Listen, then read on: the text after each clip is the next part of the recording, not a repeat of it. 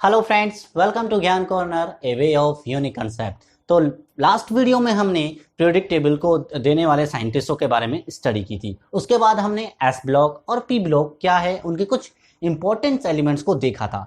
इसके बाद जो आज हम जो टॉपिक शुरू करने वाले हैं वो हमारा है पीरियोडिसिटी इन पीरियोडिक टेबल। ठीक है, तो गुणों में आवर्तिता, पीरियोडिसिटी इन प्रॉपर्टीज। तो गुणों में आवर्तिता क्या है? जब गुणों में आवर्तिता जब पीरियोडिक टेबल में नियमित अंतराल पर तत्वों के गुणों में परिवर्तन होता है तो ये आपका आवर्तिता कहलाता है। यानी कि आपका द रिपीटेशन ऑफ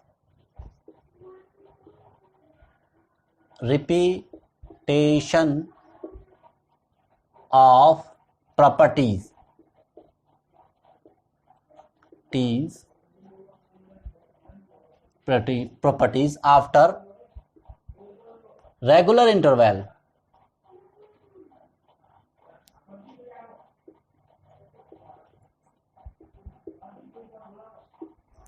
ठीक है, ये आपका पीरियोडिसिटी इन टेबल होता है। ठीक है, अब आपका जो यहाँ पे सबसे पहला पॉइंट आता है वो हमारा आता है एटॉमिक साइज।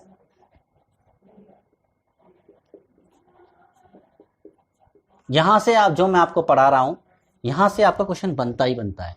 और ठीक है, मैं आपके लिए स्पेशल पॉइंट्स आपके लिए ढूंढ के लेके आ रहा हूं। ठीक है, तो आपको इस पे ध्यान देना है। तो इस एटॉमिक साइज क्या होता है? जब हम पीरियोडिक टेबल में यानी कि परमाणु का आकार के बारे में हम जनरली बात कर रहे हैं, तो जब पीरियोडिक टेबल में किसी आवर्त में हम बाएं से दाएं की ओर जाते हैं यानी कि लेफ्ट टू जब राइट मूव करते हैं तो उसके एटॉमिक साइज में क्रमिक रूप से कमी होती जाती है। ठीक है, कमी होने का कारण क्या है? जो आपके इफेक्टिव न्यूक्लियर चार्ज यानी कि आपके प्रभावी नाभिक आवेश होता है वो आपका बढ़ता जाता है। ठीक है, जिसकी वजह से आपके एटॉमिक साइज में डिक्रीज होता है। तो यहां देखोगे आप डिक्रीज। ठीक है, लेफ्ट टू राइट जाएंगे, लेफ्ट टू राइट। ठीक है, और यदि पीरियोडिक टेबल में हम डाउन द ग्रुप जाते हैं, किसी वर्ग में ऊपर से नीचे आते हैं, तो आपके परमाणु आकार में वृद्धि होती है। वृद्धि का कारण क्या है? क्योंकि आपके एक बाहरी जो एक नए शेल की वृद्धि हो जाती है, नए कोश की उपस्थिति के कारण।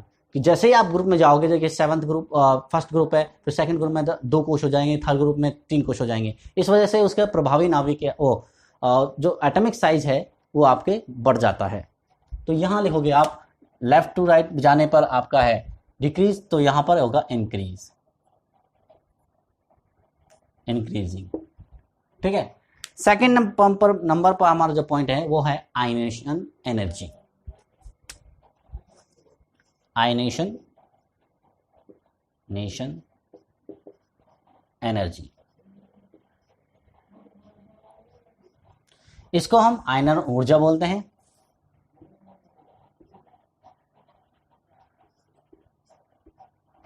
आयनन ऊर्जा, और एक नाम है इसका, वो है आयनेशन पोटेंशियल यानी कि आयनन विभव। आयनेशन पोटेंशियल भी इसको बोल देते हैं।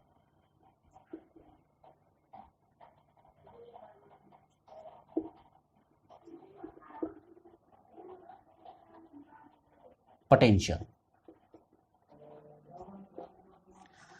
अब इसके 2 नाम पता है क्यों हैं? इसके 2 नाम इसलिए हैं क्योंकि जब हम पहले तो आप इसकी डेफिनेशन देखिए कि डेफिनेशन क्या होता है।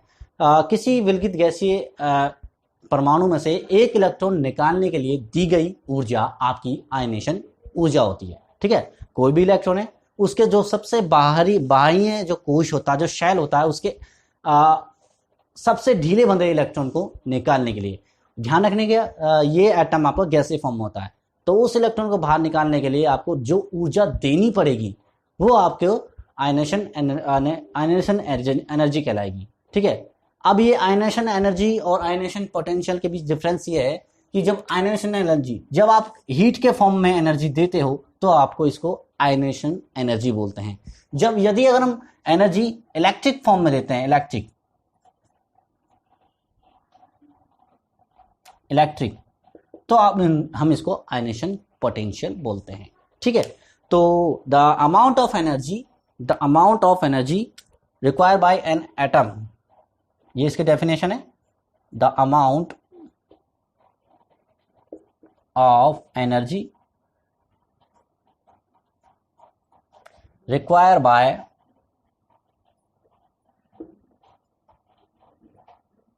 Bye an atom an ideal गैसीय atom to lose its own electron.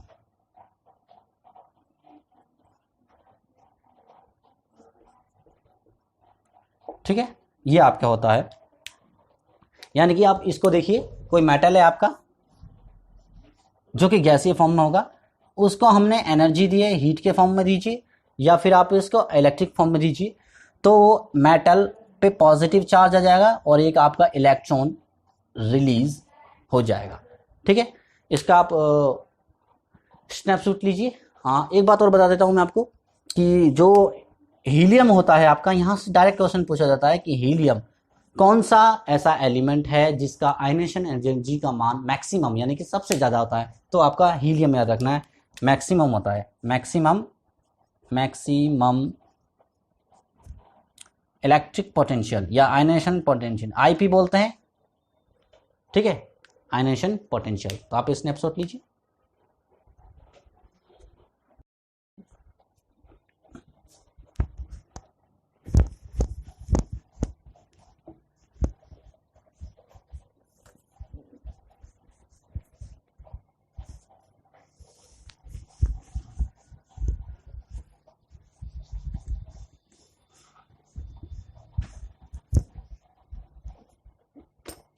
अब आपके देखिए कि जो आयनेशन एनर्जी है वो पीरियोडिक टेबल में किस प्रकार से प्रभावित होती है। जैसा कि हमें पता है कि एटॉमिक साइज ये पूरा डिपेंड आपको करेगी एटॉमिक साइज पे, जिसका एटॉमिक बड़ा होगा वहां से एक इलेक्ट्रॉन निकालना इजीली होगा, क्योंकि बड़ा इलेक्ट्रॉन है तो उस पर इतना इफेक्टिव न्यूक्लियर चार्ज नहीं होगा कि वो अपने इतने बड़े आकार को के सबसे बाएं वाले इलेक्ट्रॉन पर अपना प्रभावी फोर्स रख पाए, जिसके कारण वहां से इलेक्ट्रॉन लूज निकालना आसान होगा। तो इसका मतलब ये हुआ कि आपको जब लेफ्ट टू राइट जाएंगे, आप लेफ्ट टू राइट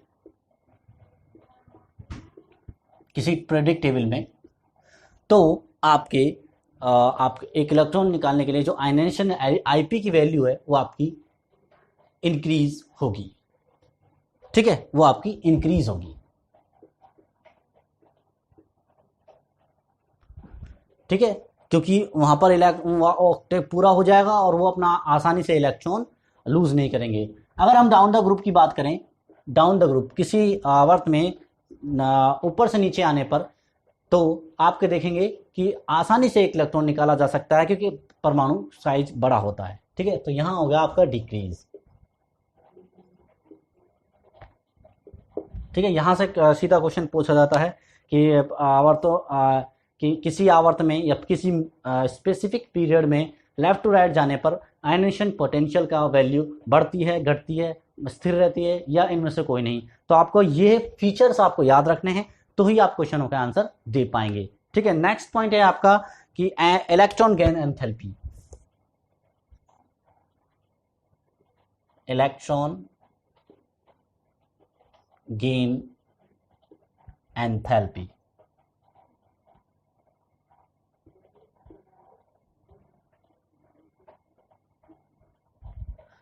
ये क्या होता है?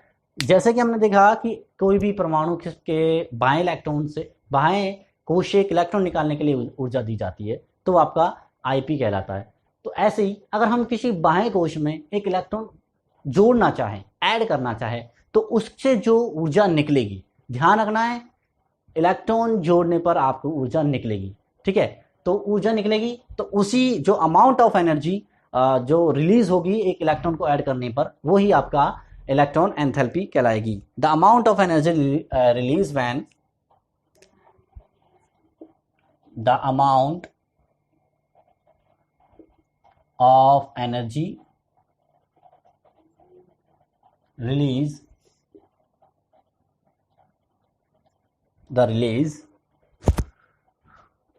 when electron is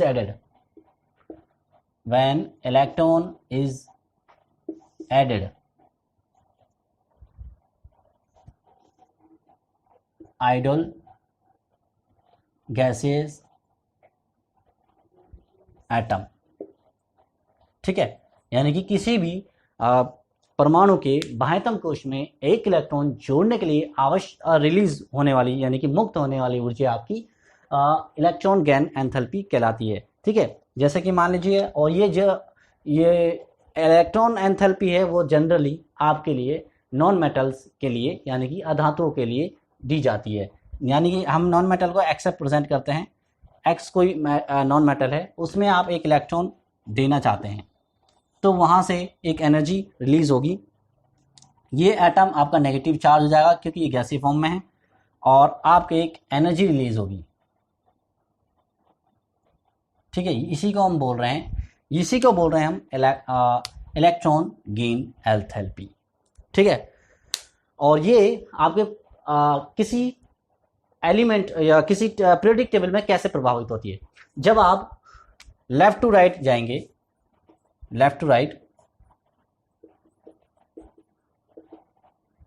तो आपके ये डिक्रीज होगी, decreasing left to right along the left to right in a periodic table. किसी भी आवर्त सारणी में अगर हम दाएं से बाएं की ओर जाएंगे तो आपके इलेक्ट्रॉन लब्धि एंथैल्पी का मान आपका घटता जाता है, क्योंकि वहां आसानी से इलेक्ट्रॉन आपके जुड़ जाएगा, और जहां आसानी से इलेक्ट्रॉन जुड़ जाएगा वहां एनर्जी आपकी कम रिलीज होगी। लेकिन जहां आपको फोर्सफुली ऐड करना पड़ रहा है, देखिए, ठीक है, तो वहां पर जैसे आपके डाउन द ग्रुप जाएंगे तो वहां हमें फोर्सफुली इलेक्ट्रॉन को ऐड करना पड़ रहा है तो वहां इंक्रीज होगी।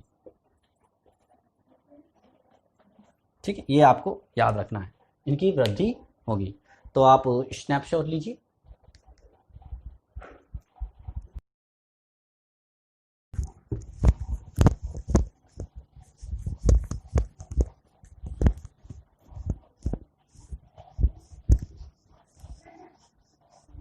नेक्स्ट जो आपका पॉइंट है वो हमारा है इलेक्ट्रॉन नेगेटिविटी।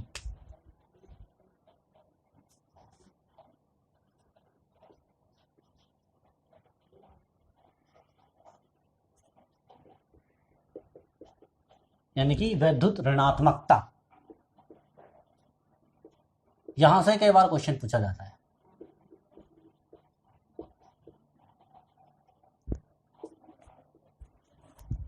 ठीक है, तो क्या होता है विद्युत ऋणात्मकता? The tendency of atom to attract a shared pair of electron towards itself. यानी कि किसी भी बंध में किसी तत्व के इलेक्ट्रॉन को अपने और आकर्षित करने की क्षमता आपके इलेक्ट्रॉन नेगेटिविटी कहलाती है, विद्युत ऋणात्मकता कहलाती है। तो आप लिखिए इसमें, हाँ, और आप नोट्स बनाते रहिए।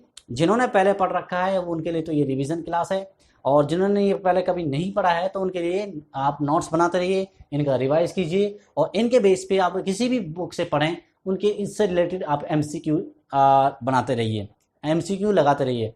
हम भी हमारे चैनल पर आपको MCQ प्रोवाइड करा रहे हैं, तो आप उनको भी देखते रहिए। ठीक है, और वीडियो कैसी लग रही है हमें कमेंट आपको करके ज़रूर बताना है, लाइक करना है, सब्सक्राइब करना है, और शेयर तो करना ही है। ठीक है, तो अब आगे देखिए, हम इलेक्ट्रॉन नेगेटिविटी के बारे में बात कर रहे हैं। द टेंडेंसी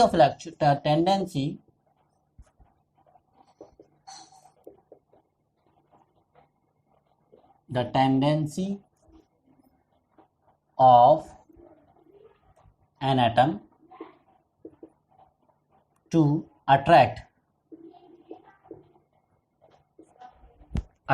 shared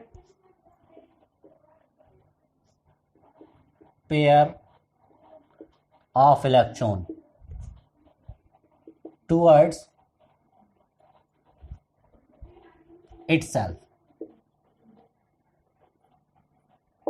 ठीक है, इंग्लिश में थोड़ी बहुत मिस्टेक हो सकती है, तो आपको इंग्लिश में ध्यान नहीं देना है, थ्योरी पर ध्यान देना है। हम आपको थ्योरी पढ़ा रहे हैं, ना कि स्पेलिंग। अगर इंग्लिश की क्लास देखनी है तो हमारे यूट्यूब पर और भी उपलब्ध हैं, उनकी आप इंग्लिश में देख सकते हैं। मेरा मकसद है आपको समझाना, ना कि, और वैसे भी आपका जो भी आप वनडे एग्ज़ाम देने वाले हो उसमें आपका डेस्क्रिप्टिव पेपर नहीं है। जिनमें डेस्क्रिप्टिव पेपर है वहाँ पर आप इंग्लिश में ध्यान दीजिएगा। ये आपका वनडे एग्ज़ाम के हिसाब से आपको क्लासेस प्रोवाइड कराई जा रही है, ठीक है। तो आपका जो हाईएस्ट, आपको याद रखना है, हाईएस्ट इलेक्ट्रॉन नेगेटिविटी, नेगेटिविटी किसकी होती है?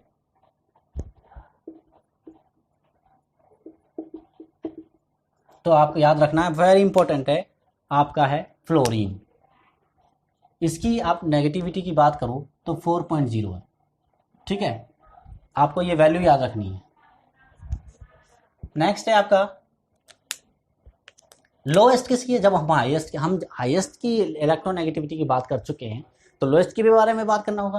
तो लोएस्ट कौन सी है? लोएस्ट इलेक्ट्रोनेगेटिविटी किसकी होती है? वो होती है आपकी सीजियम।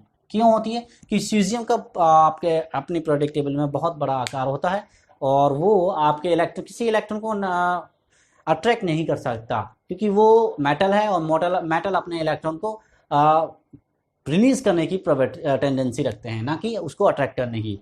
तो इसकी जो वैल्यू आएगी आपके, इसकी वैल्यू पूछी नहीं जाती है ना। और लास्ट है जो आपकी, ये वाला इंपॉर्टेंट है आपका एक, और जो मैं आप लिखाने जा रहा हूं, the electronegativity of noble gas. Noble gases की इलेक्ट्रोनेगेटिविटी पूछी जाती है, तो ये वेरी इंपॉर्टेंट है, यहां से पूछा जाता है। इसका आंसर है आपका 0, याद रखना है, ठीक है। अब किसी पीरियोडिक टेबल में लेफ्ट टू राइट जाने पर और डाउन द ग्रुप आने पर क्या उसमें चेंजेस होते हैं, उसको देखते हैं।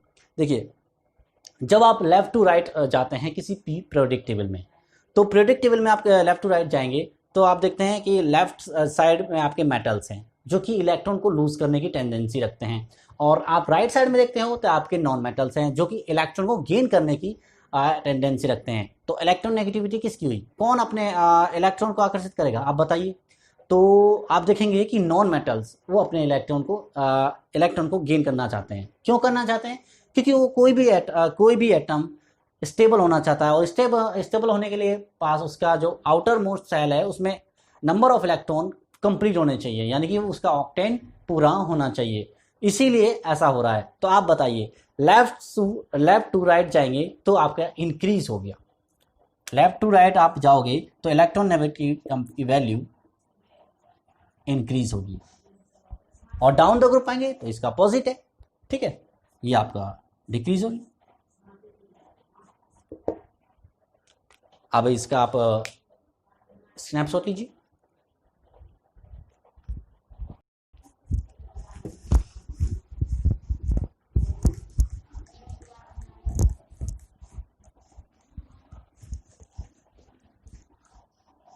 अब जो आपका टॉपिक है वो बहुत ही इंपॉर्टेंट है और वहां से क्वेश्चन पूछा ही जाता है, और उसमें कंफ्यूजन भी बहुत ज़्यादा होता है। तो इस टॉपिक को आप अच्छे से समझिएगा, ठीक है। जो आपका टॉपिक है नेक्स्ट है वो वैलेंस इलेक्ट्रॉन है।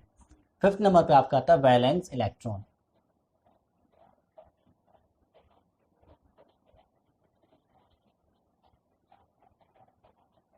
यानी कि संयोजी इलेक्ट्रॉन।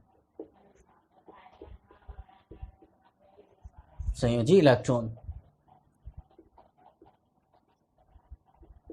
ये क्या होता है?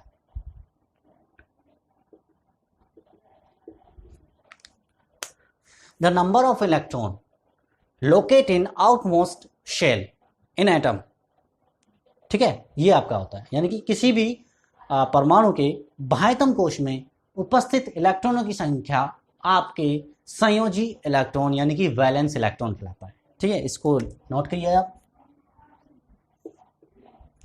The number of atom, the number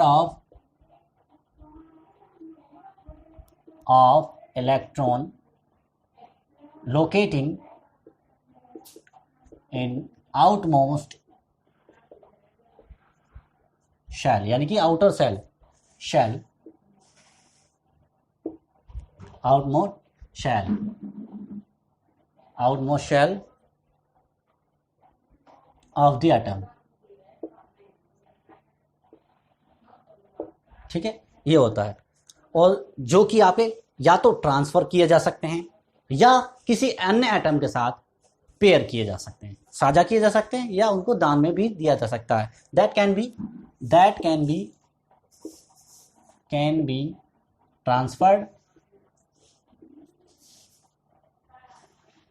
transferred to और शेयर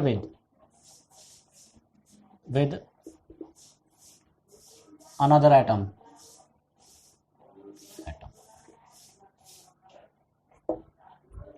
ठीक है, तो अब आप देखिए, जैसे कि यहाँ पर मैं आपको एक एटम का डायग्राम बना रहा हूँ।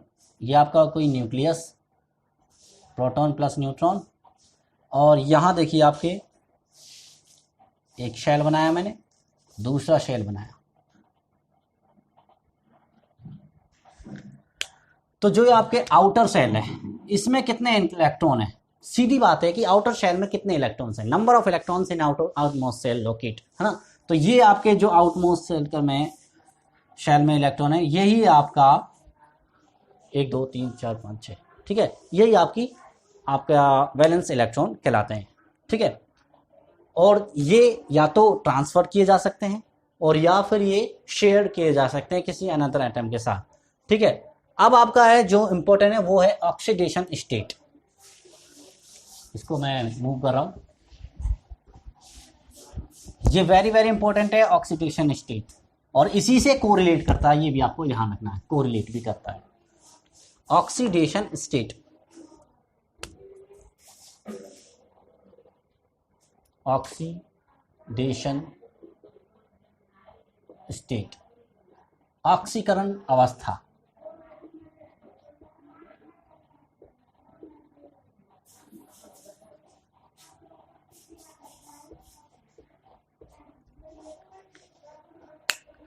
और दूसरा नाम है इसका वैलेंसी। वैलेंसी बोलते हैं, पहले हम जो पहले की जो बुक्स हैं उनमें इसको वैलेंसी बोला जाता था, लेकिन जो आजकल जो टर्म यूज की जाती है वो आपकी ऑक्सीडेशन स्टेट ही आपके यूज की जाती है। तो आपको ये दोनों में डिफरेंस नहीं समझना है। वैलेंस इलेक्ट्रॉन अलग होते हैं और वैलेंसी अलग, ध्यान रखना है, इसी में कंफ्यूजन होता है कि वैलेंसी क्या है। वैलेंसी आपके होती है the number of electron that an element particular shared और आपके शेयर किए गए हैं या ट्रांसफर किए गए हैं। ठीक है, इसकी आप डेफिनेशन लिखिए जब आपको अच्छे से समझ में आएगा। The number of electron that an element, the number of electron in element, the number of electron in a particular compound,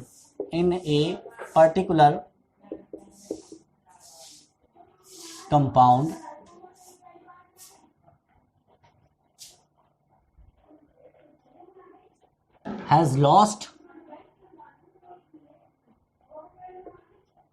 or gain। याद रखना ये वाला पॉइंट, यहां से हैज लॉस्ट और गेन, यानी कि ये वास्तविक किसी तत्व ने किसी कंपाउंड बनाने में कितने इलेक्ट्रॉन को दिया है, दान दिया है, या अथवा प्राप्त किया है, वो ही उसकी ऑक्सीडेशन स्टेट कहलाती है। वैलेंसी अलग होती है, और वैलेंसी और ऑक्सीडेशन स्टेट दोनों सेम है, लेकिन वैलेंस इलेक्ट्रॉन अलग है। वैलेंस इलेक्ट्रॉन तो नंबर ऑफ एटम्स कितने हैं वो आपके शो करता है। ठीक है, तो आप इसमें देखिए कि हम वैलेंसी कैसे निकालते हैं।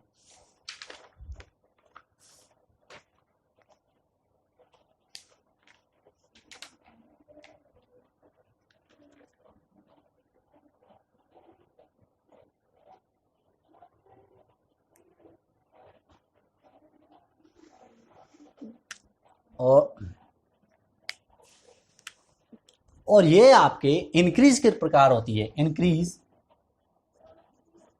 Like that. मैं बात कर रहा हूं सबसे पहले फर्स्ट पीरियड की। तो पहला पीरियड है तो उसमें आपकी ऑक्सीडेशन स्टेट 1 ही होगी, सेकंड में सेकंड होगी। 3 to 12 के बारे में हम बात नहीं कर रहे हैं क्योंकि वो आपके डी ब्लॉक एलिमेंट होते हैं और उसमें ये जो बता रहा हूं मैं वो आपके प्रभावी नहीं होंगे। ठीक है, 13 एलिमेंट और वो ट्रांजिशन एलिमेंट होते हैं, उनकी ऑक्सीडेशन स्टेट किसी कंपाउंड में डिफरेंट शो ये करते हैं, इसी वजह से इनको ट्रांजिशन एलिमेंट में रखा जाता है। तो आप देखिए 13 एलिमेंट, जो 13 ग्रुप होगा, 14 ग्रुप, 15, 16 और 8, 17, 18 ऑक्सीडेशन स्टेट देखिए इसकी, ये तो आपका पीरियड है और ये स्टेट ऑक्सीडेशन स्टेट 1 ही रहेगी, यहाँ 2 रहने वाली है। मतलब ये 2 इलेक्ट्रॉन किसी को दे सकता है या ले सकता है। ये 13 है तो यहाँ पर ये 13 का 3 लेना है, ठीक है। 14 में 4 प्लस माइनस हो सकती है, 15 में 5, 16। आप देखिए यहाँ पर आपके जो 15 ग्रुप है उसमें 5 इलेक्ट्रॉन और 3 इसकी मेन ऑक्सीडेशन स्टेट होती है। यहाँ देखोगे कि तो आप 5 और 3 और 5, इसकी हो सकती है 2 और 6। लास्ट का जो देखना है आपको ये वाला, ठीक है। और क्योंकि आउटर मोस्ट सेल में 8 इलेक्ट्रॉन होने चाहिए, तो देखिए 6 और 2 8, 5 और 3 8, यहाँ 4 और यहाँ देखिए या तो आपकी होगी 1 या 7, ठीक है, और यहाँ होगी 0, ठीक है। स्नैपशॉट लीजिए, इसके बाद आगे बताते हैं।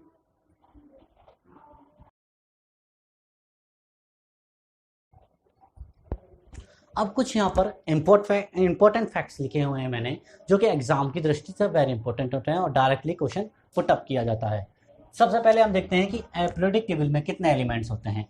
तो पीरियोडिक टेबल में कुल मिलाकर 118 एलिमेंट्स उपस्थित हैं, जिनमें से एग्जिस्ट करते हैं आपके 112, जिनका अस्तित्व में है, और ये बाकी जो बचे वो आपके अस्तित्व में नहीं है, वो मतलब रेडियो एक्टिव होते हैं और जनरली फॉर्म में डिस्ट्रॉय हो जाते हैं। और नेक्स्ट है आपका कि एलिमेंट हो गए नेचुरल एलिमेंट कितने हैं, जो प्राकृतिक रूप से पाए गए हैं। जो प्राकृतिक रूप से पाए गए हैं वो यूरेनियम 92 तक पाए गए हैं, वो नेचुरल आपके एलिमेंट्स हैं, नेचुरल एलिमेंट। और उसके बाद आपके आर्टिफिशियल कितने हो गए 20 आर्टिफिशियल। देखिए आप मिक्स ऐड किए 92 और 20 कितना हो गया 112, जो कि आपके एग्जिस्ट करते हैं। तो आर्टिफिशियल जो कि मानवों द्वारा लेबोरेटरी में बनाए गए हैं। नेक्स्ट है आपका, देखिए अब जो आपके जो नेचुरल जो आपके 112 हैं उन्हीं में से 112 है, उन्हीं में से देखिए, और ये कुल मिला के जो 118 एलिमेंट है उनको देखिए, तो मेटल्स की संख्या 91 है, ठीक है। नॉन मेटल्स 20 है, वो हाइड्रोजन के साथ, हाइड्रोजन भी नॉन मेटल में है लेकिन उसको रखा आपके मेटल्स के जस्ट ऊपर जाता है, जो कि फर्स्ट और सेकंड ग्रुप है, ठीक है। और मेटलॉइड्स की संख्या 7 है, जिनमें आपके ये beryllium, silicon, germanium, arsenic, antimony, tellurium और पोलोनियम आपके मुख्य रूप से होते हैं, ठीक है। तो आप इसका स्नैपशॉट लीजिए।